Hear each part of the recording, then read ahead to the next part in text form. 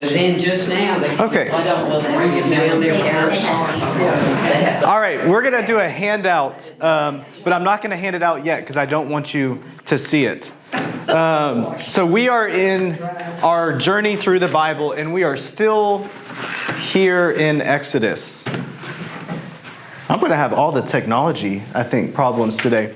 So we're on our exploring Exodus. Now, this week we are chapters 21 through 24. Because I'm curious, who actually read those chapters? It was boring. Did you actually read it or did you skim it? I skimmed it and then I had to go back and actually read it. If you steal a cow, you have to give this. It's just like, What's an ephod or an ephod or An EPHOD? Yes. It's a unit of measurement. But they were to put something on the ephod. Oh, wait, maybe I'm mistaken then. Onyx, 2 pieces of onyx on it. Maybe I'm Were those laws that God told Moses to tell the people? Many people would interpret it that way. Yeah.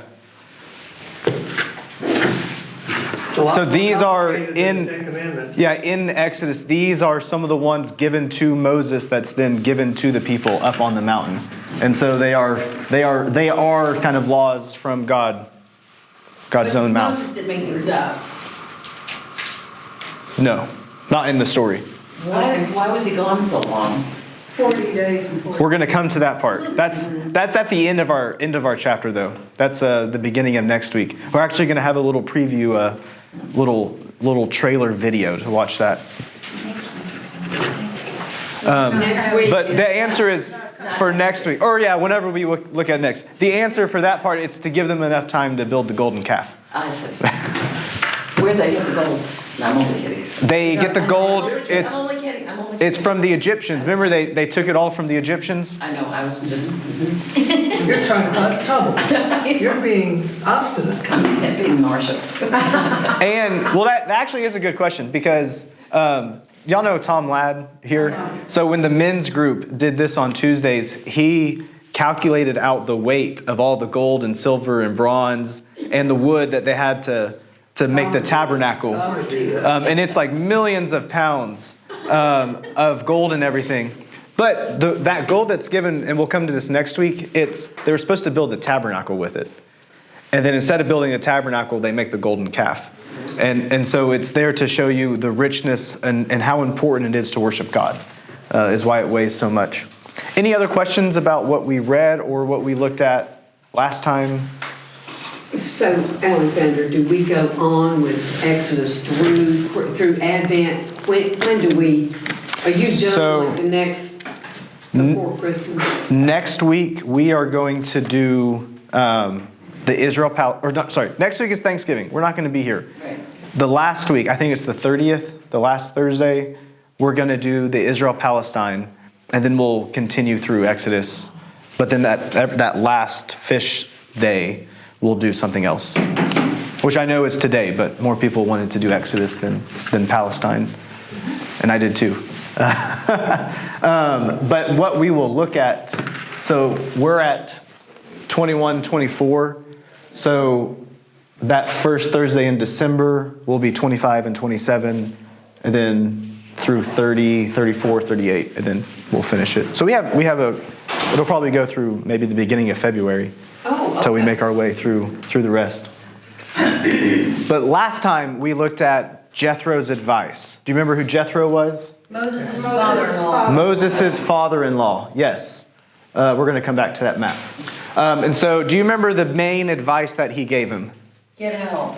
Get help. So there are too many people coming to you, get help. And it's an important lesson for us. Sometimes we need help. And that's okay. That's part of what it means to be the body of Christ. We're here for each other. This really resonated with me because I think kind of makes me think of the responsibility I have in my life to be a good in-law to my son-in-law.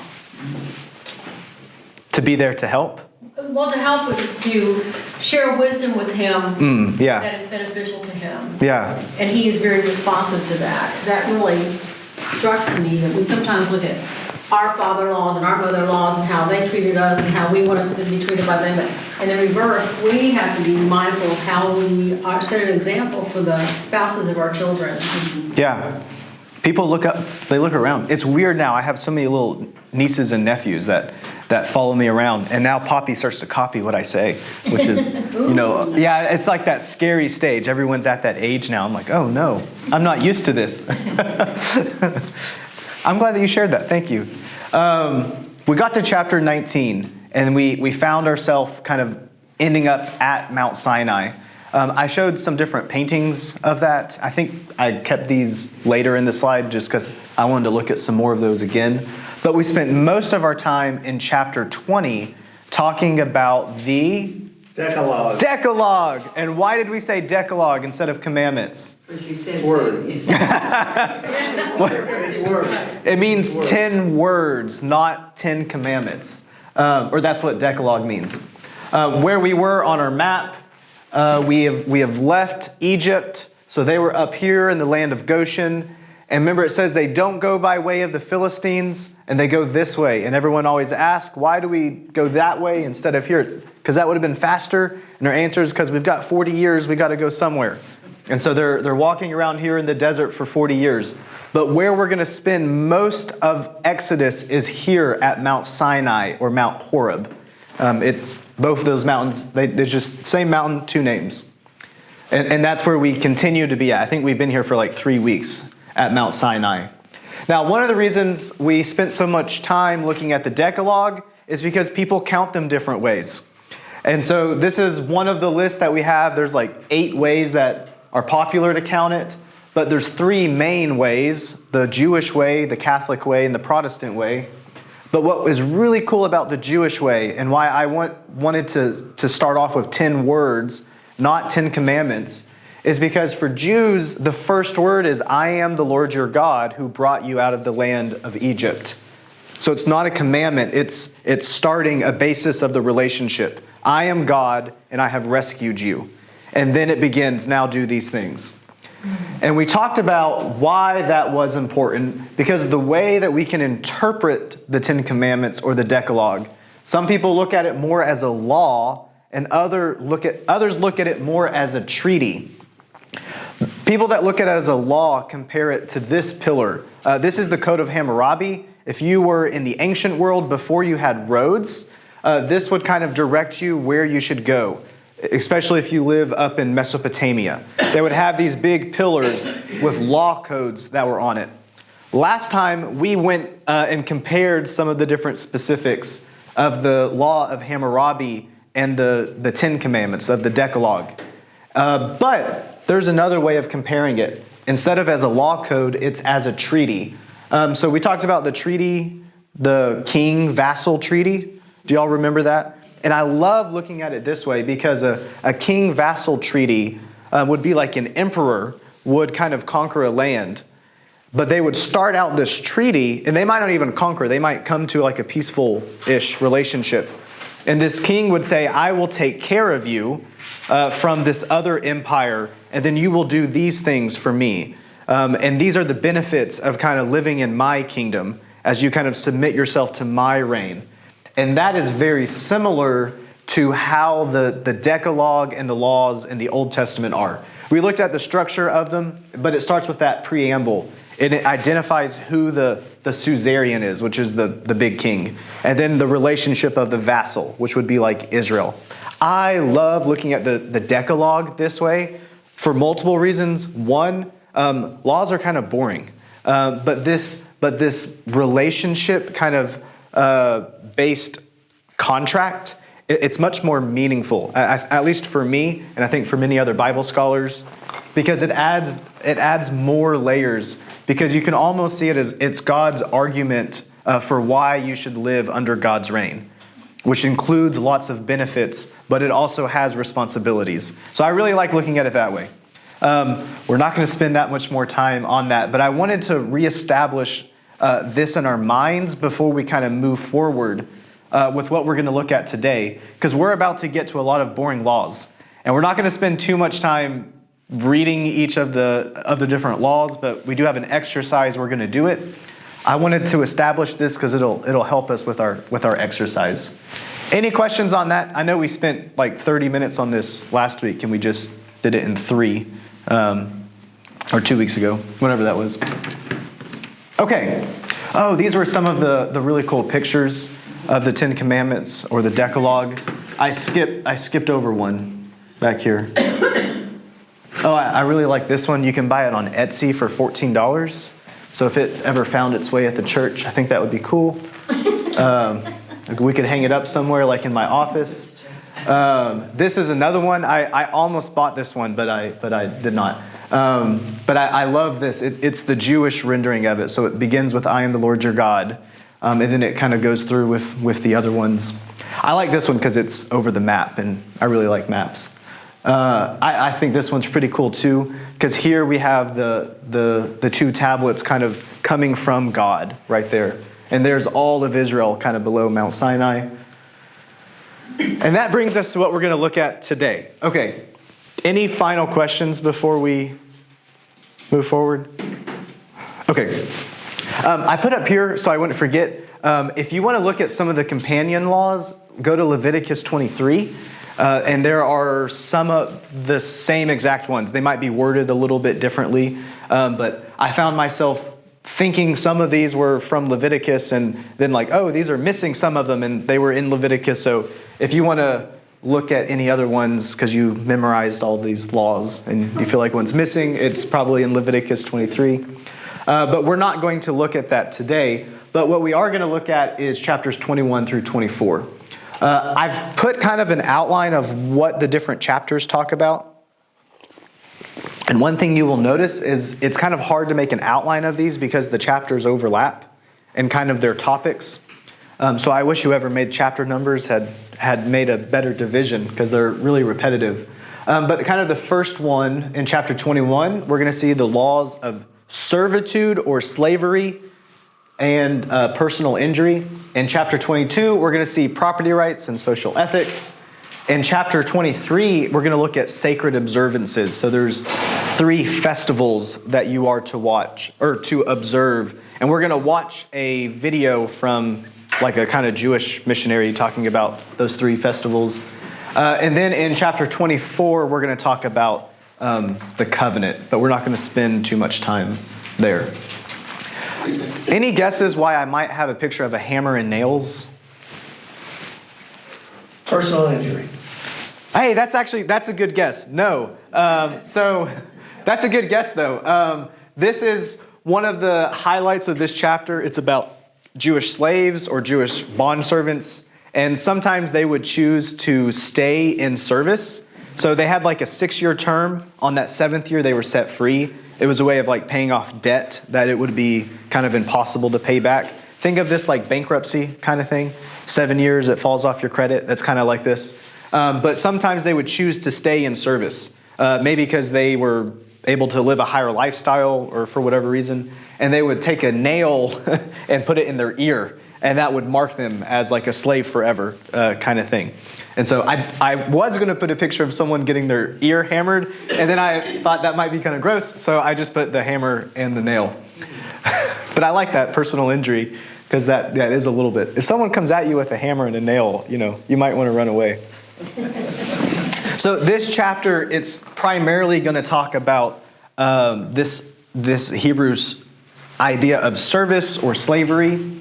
And it's also going to talk about their justice system and how you pay back wrongdoing, particularly when it comes to personal injury. So if you're a Jew and you live back in this world, or a Hebrew, and you had a lot of debt that you couldn't pay back, you could submit yourself into service to a household as a way of paying off that debt. You might do that to the person that you owe, would be most likely. When you're reading in the Gospels and there's all those parables about like the one that couldn't pay it back, and there's like a taskmaster, and sometimes someone is a slave to this person and someone else is a slave to that slave, that's what this system is talking about. It's different than the slavery that we would think about in the 19th century in the American slave trade. So some Bible scholars will use the word bondservant or servitude as a way of differentiation. So that might be something that you'd want to keep in mind. It's not race-based, it's just financially based. And you can think about this like in colonial America when they sent the kind of first peoples over here, except they have more rights here. It doesn't last forever, and they have lots and lots of protections. And so what's really cool about this law code, it's a way of protecting the vulnerable. And we're going to see that throughout these kind of few chapters. There's also going to be kind of laws on personal injury. And without spending too much time on that, we're just going to say that these are limiting how you can get revenge on someone. And so the example that I have up here is like an eye for an eye. Do we think of that as a harsh statement or a kind of nice statement? Harsh, yeah. We tend to think of that as a harsh statement. And we talked about this in this world, or we've talked about that in this class, that in this world, oftentimes, if I punch Denise, then Denise might, I was going to say break my teacup. That's a bad escalation. Might break my kneecap. And if she broke my kneecap, I might cut off John's arm. And then John might kill my dog. And then you killed my dog, so I kill all your children. There's escalation in revenge. So when you get laws like eye for an eye, tooth for a tooth, these types of laws are limiting. They're limiting to how I pay back harm that's done to me. And this is also going to give a lot of stipulations and examples like, I'm getting my different chapters confused, but if your ox mauls someone, I think that's a different chapter. You do this. If that ox has never harmed anyone before, the owner pays him back. You kill the ox, but don't eat it. However, if that ox had a habit of mauling people or had been violent in the past, then the owner's in trouble because it was negligence. So there's lots of specifics in kind of how you pay people back. Does that make sense? Mm-hmm. There we go. Okay. Is that eye for an eye ever redefined later? It is in the Gospels, yeah. Jesus takes it a step farther. I know Gospels, but I'm thinking of Israel and Palestine, to be honest with you. Elaborate what you mean, because I wasn't following your question at first. An eye for an eye is a limiting concept. Yeah. And if we look at the news now, there were 1,200 Israelis slaughtered. And so... Or 1,200 Gazans? No, Israelis. The Hamas killed 1,200 Israelis. That started it. Uh-huh. And Israel has taken revenge, and they have killed more than 1,200 Palestinians. So I'm wondering where the Jewish law comes in. Yeah, well, for one thing, the nation state of Israel has nothing to do with this. So I would imagine for many faithful Jews that might still follow Torah, that might be something that they would be concerned about, but the nation state of Israel doesn't really relate to this. Right, but it's still the Jewish tradition. That's okay. It was just something that floated in. Those are good questions, and I think that's great questions to ask. We have an exercise that remember questions like that we're going to do. I was going to augment what you said, because I had highlighted 23 says, "You shall not oppress a resident alien." You know the heart of the alien. You were aliens in the land of Egypt, and what's going on with Palestine and all that. I just thought, that's another one. Yeah. Oh, I like these questions that are coming up. So that verse is part of our exercise that we're going to do. So I think it's just in just a few slides. So more questions before we look at that last little part? I like this. This is a fun discussion. Okay. I like you can sell your daughters into slavery. Some days I would have done that. So, you get to Leviticus and They're just giving them away. they talk back and you stone them. So, I guess slavery is better than getting stoned. There's also some protections for property. Oh, I thought I might have that later. Okay. So we're about to move into our exercise. There are some different kind of Christian views for interpreting the law. So I know we have one Lutheran. Are you the only one? Were you Lutheran too? I was Episcopalian, and I was Lutheran. Okay. Yeah. Did you grow up Lutheran? Oh, I didn't realize that. Okay. So if you're a Lutheran, you might hear a lot of talk about law versus gospel. Law versus gospel. And that kind of infiltrated a lot of other like Protestant and Christian perspectives. So if you have a Bible, what's the first part of your Bible called? Like the first big sections. It's like 2/3 of it. The law. The law or the... Prophets. The Testament. Old Testament, yeah. So that's kind of like a way of saying the Old Covenant. And then you have the New Testament is the New Covenant.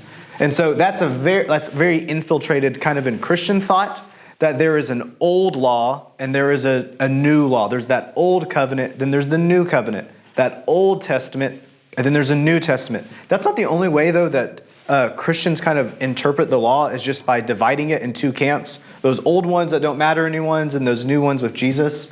First off, just if we're curious, in the Old Covenant, there's 613 different laws.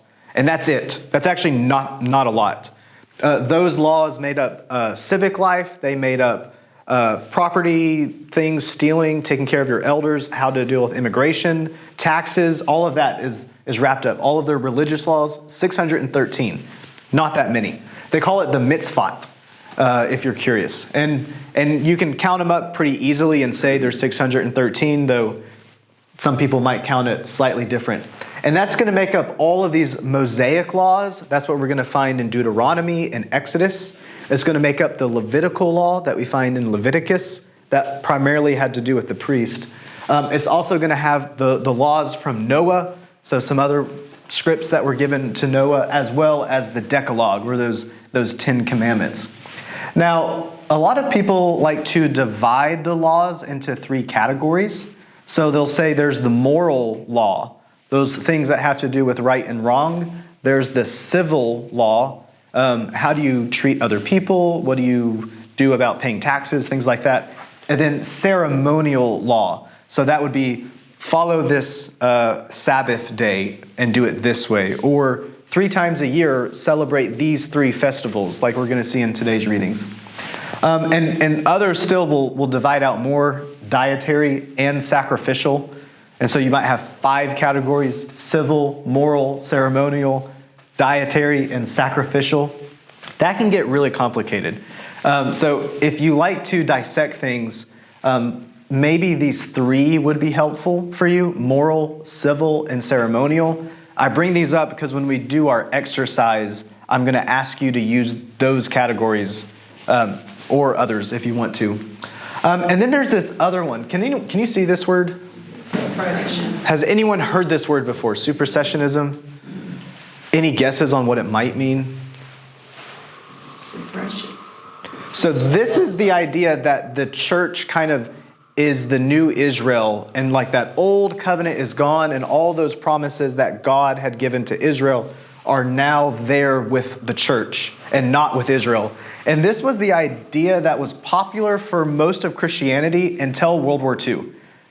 And then a lot of people went, well, hey, because we've talked in here with our Israel-Palestine that Christians were kind of the most anti-Semitic, like in Europe, particularly leading up to World War II and World War I. And so one of the reasons, like, Great Britain was like, we want to get all these Jews out of here, is because they didn't want them in their land, and they didn't want to deal with them, so they sent them somewhere else where other people were living for them to deal with it. So this idea kind of began to be bubbling with a lot of really anti-Semitic writers and theologians, like Martin Luther would take this idea. And so there came a new idea, which is called dual covenant. And that is that old covenant is still a valid and true covenant for Jews or for Israel. And there is this other covenant that is for the rest of the world, for Gentiles, which is in the New Testament. And they are both still valid and true covenants. Interestingly, for a lot of mainline churches, they actually fall into this area, which is why, like, the Episcopal Church doesn't really send missionaries or do mission work for Jews. They don't try to convert Jews as they would other people. Any questions on that? I thought someone might. Never heard that. I didn't know that either. Yeah, silently, a lot of mainline churches fall into like this category today. The dual covenant? The dual, yes. Which is, like, you might hear a lot of priests be like, well, they're still the people of God, but we're going to do our things this way because we follow Jesus, or something like that. It's kind of representing that idea.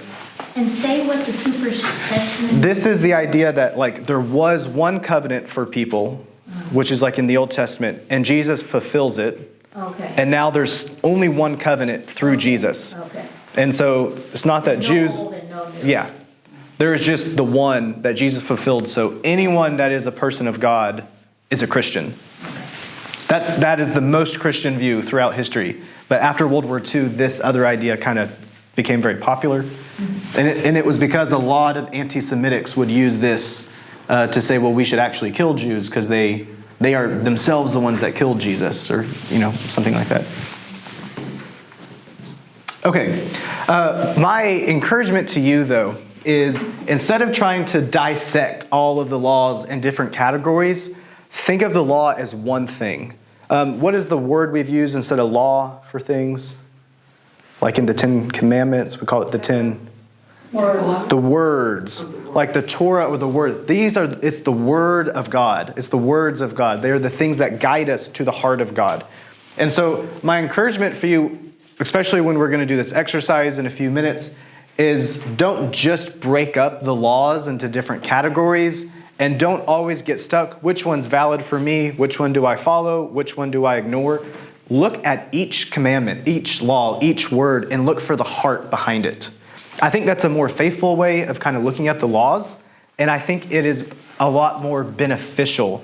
And we're going to share some different examples of that. But for example, the one that John gave about the immigrant bring in your city, you could break that down and say, is that moral, civil, or ceremonial? Oh, that sounds pretty moral, so we'll still do that one. We'll be nice to immigrants. Oh, we don't need to do the Sabbath day because we're not Jews, so we'll just ignore that whole idea. But there was a good idea behind the commandment for having a Sabbath. This idea that we have rest, this idea that we rest in the same way that God rested, so we're partaking in an activity that God has done.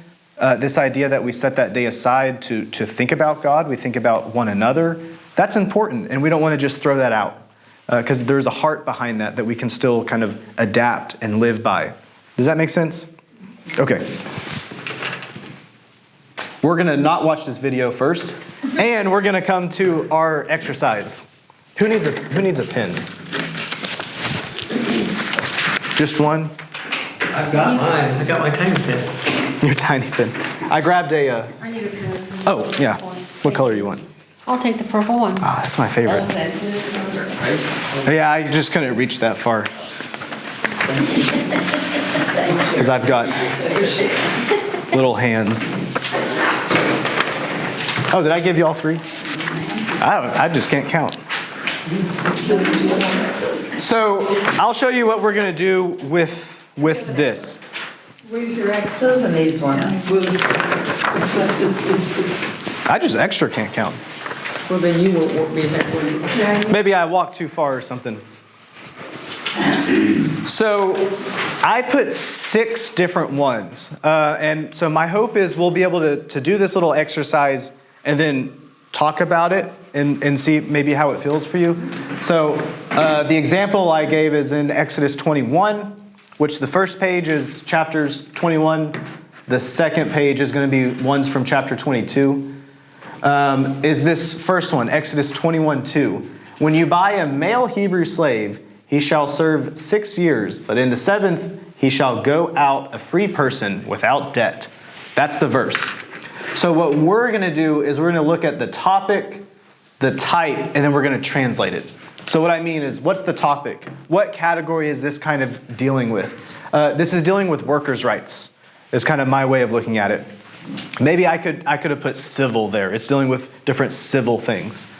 And then I'm looking what type. Well, in one way, it has to do with the Sabbath because it talks about a 7th year. And there's a change that happens after the 7th year.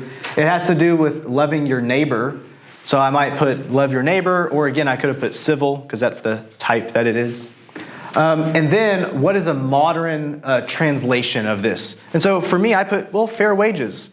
This is about someone getting the work that they deserve. So that might be one way I could categorize this law and then interpret it into some way of looking at it today. Does that make sense? Kind of? Kind of. Okay.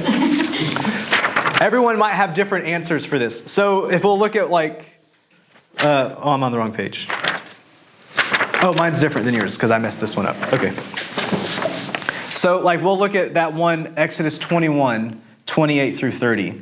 When an ox gores a man or a woman to death, the ox shall be stoned, and its flesh shall not be eaten, but the owner of the ox shall not be liable.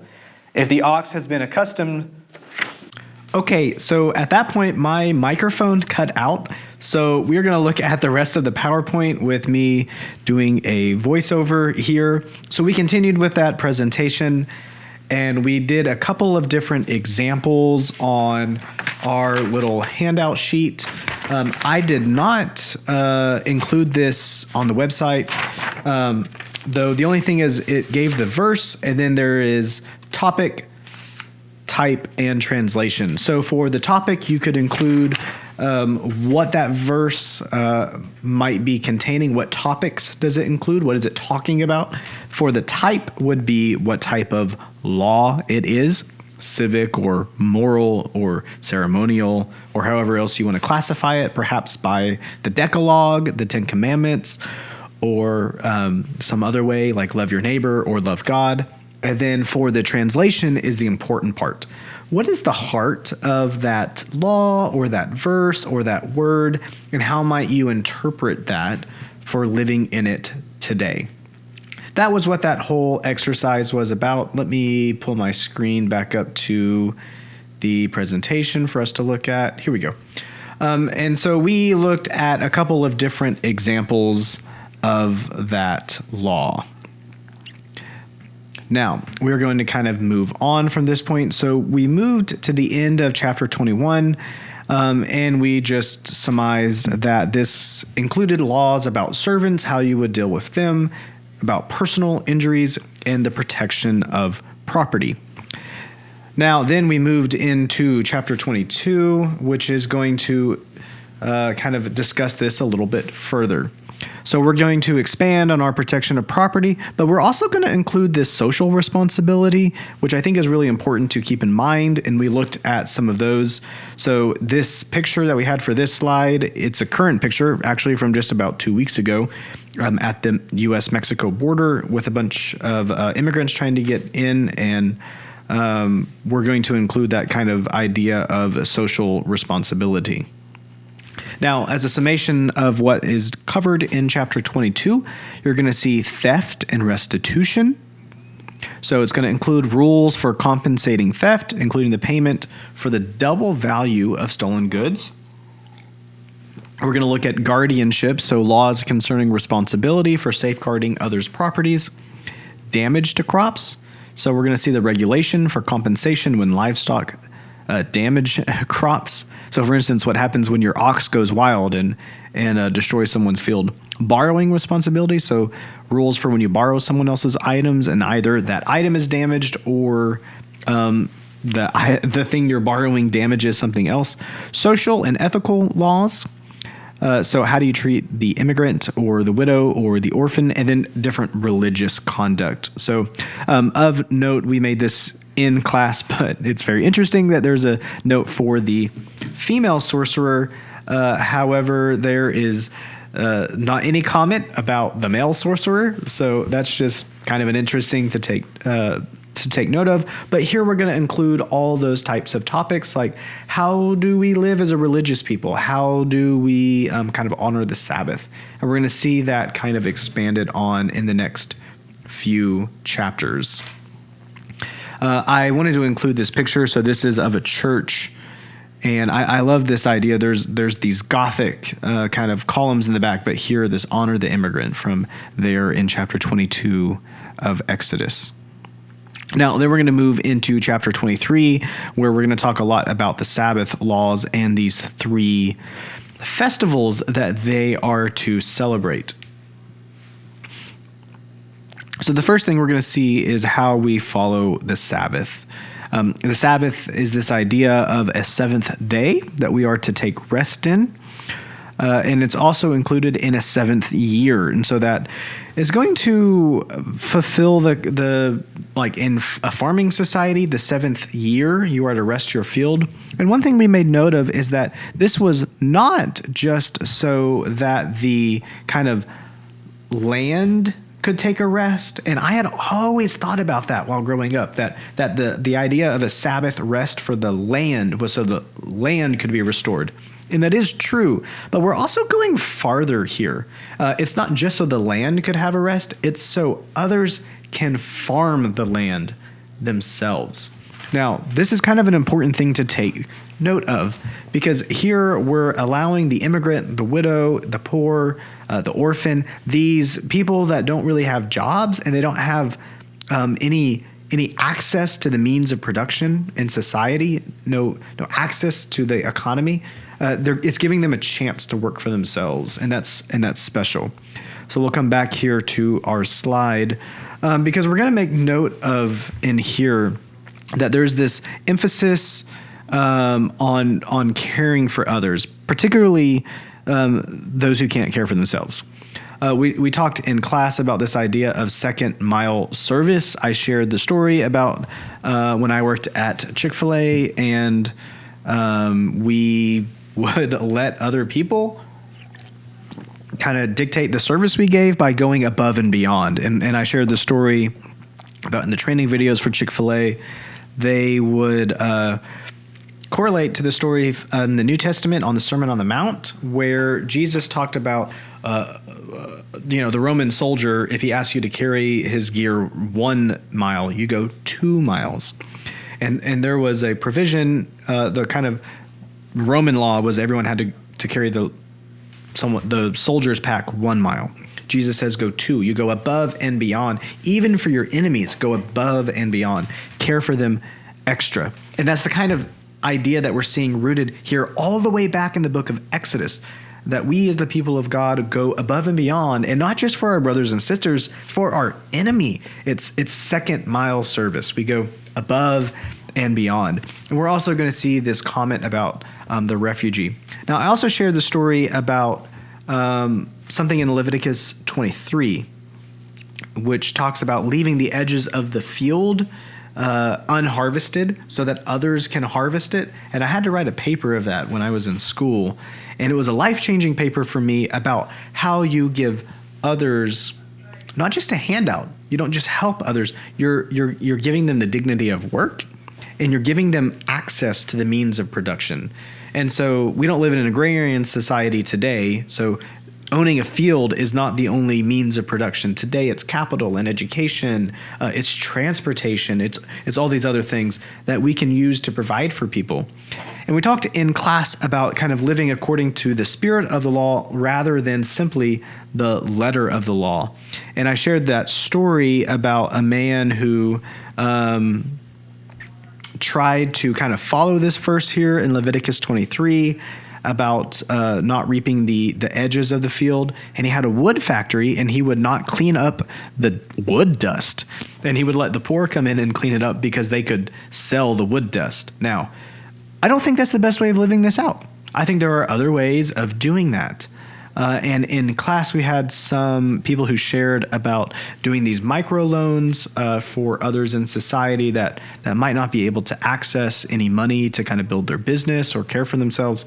And that's a really good and faithful way, I think, of living out this. And it's a good way of getting to the heart of it rather than living according to the spirit of it. Now, we talked about these 3 annual festivals: the Feast of Unleavened Bread, the Feast of Harvest, the Feast of Ingathering. And we talked about what they meant. So the Feast of Unleavened Bread is Passover, essentially. And so it's the beginning of the Israelite year, and it's remembering that time in Egypt where they were rescued, but that angel passed over their houses. We talked about Shavuot, or Pentecost. It's a harvest festival. And sometimes it's known as a Feast of Weeks, and it's when they celebrate harvest time. So they do it at the beginning of harvest. And at the end of the harvest season, there's also another one called Sukkot, or the Feast of the Tabernacle, or the Feast of the Booths. It's the Feast of Ingathering. And this was a time when they would literally gather in tents and things like that to remember God providing for them in that time of travel and wandering in the wilderness. We played a video on this, and I will include a link to that. I'm not going to play it from here because the audio won't come through. It's only a 3-minute video, and it's a good watch. I'd encourage watching it. But then we move to the end of Exodus 23, where there's going to be a big tonal shift. I think it's important to make note of that. So we've been talking about caring for the immigrant, caring for the poor, caring for the orphan, those who are in need. And then suddenly we're going to talk about war and conquest. And we're going to look at the map here in a minute to see where this conquest is going to kind of take place. But I want to make note of why this conquest is kind of commanded. And it's not simply about wiping out other people. It has to do with what God is involved. And so the first commandment is to wipe out the high places, and not to intermingle or intermarry, not to take on their gods, not to take on their customs. It's to be a different people. So it doesn't necessarily have to do with genocide as much as it has to do with purity. But I just want to make note of the tonal shift and this kind of introduction into conflict. But when we follow here on the map, they're to the Hivites, which is up in Shechem, the Canaanites, and there's the Hittites down here. Over here is the Philistines. And if you're just curious of what that would look like if they followed it going along the river Euphrates, there's this idea in chapter 23 of Exodus that if the people of Israel were to have followed God all the way and been faithful, then all of this land would have been like the promised land, would have been the people of God. And because they do not follow God faithfully, they don't get that land. It doesn't happen. That's going to take us then into chapter 24. And so chapter 24, it's a very short chapter. So it's about living into the covenant.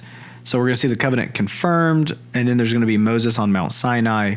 And then Moses is going to stay kind of very long on that mountain.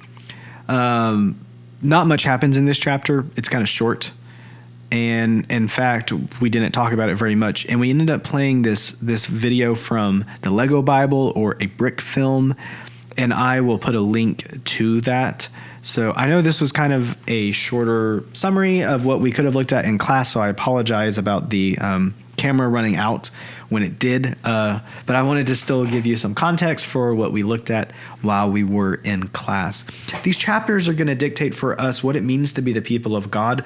And we paid special attention to following the law or the Torah or these words of God, because I think that's a really good idea for us to look at. I don't think this part was captured on video, but we talked about how some of these laws are not given because they're beneficial. So for instance, the idea about not weaving your clothes together, it's given in Leviticus, but there's nothing good about not weaving your clothes together. In fact, better clothes are the product of weaving your like different wools and materials together. That makes better material clothing. That's why we do it all the time. However, in this instance, it's an analogy for the people of Israel or the Hebrews to not mix themselves with others. They are to remain a separate people. Don't intermingle. Don't be woven in. Don't water down this worship of Yahweh. And that's important to keep in mind as what it means to be the people of God. And that idea gets reflected here. And so I want to kind of remember that for these chapters, these laws. And my encouragement for all of us is to go back to the heart of it. Remember the heart. Next week, we are not going to meet because of Thanksgiving. And the week after, we're going to look at Israel-Palestine before we come back here to Exodus.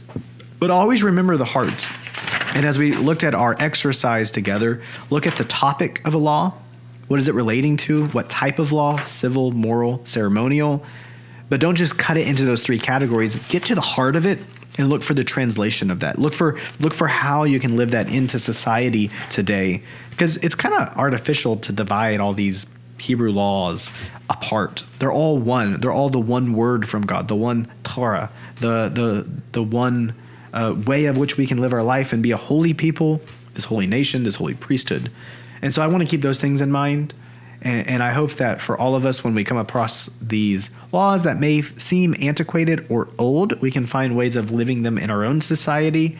And so my encouragement to you, follow the button below. Look at the YouTube link that I have there. Peace and blessings.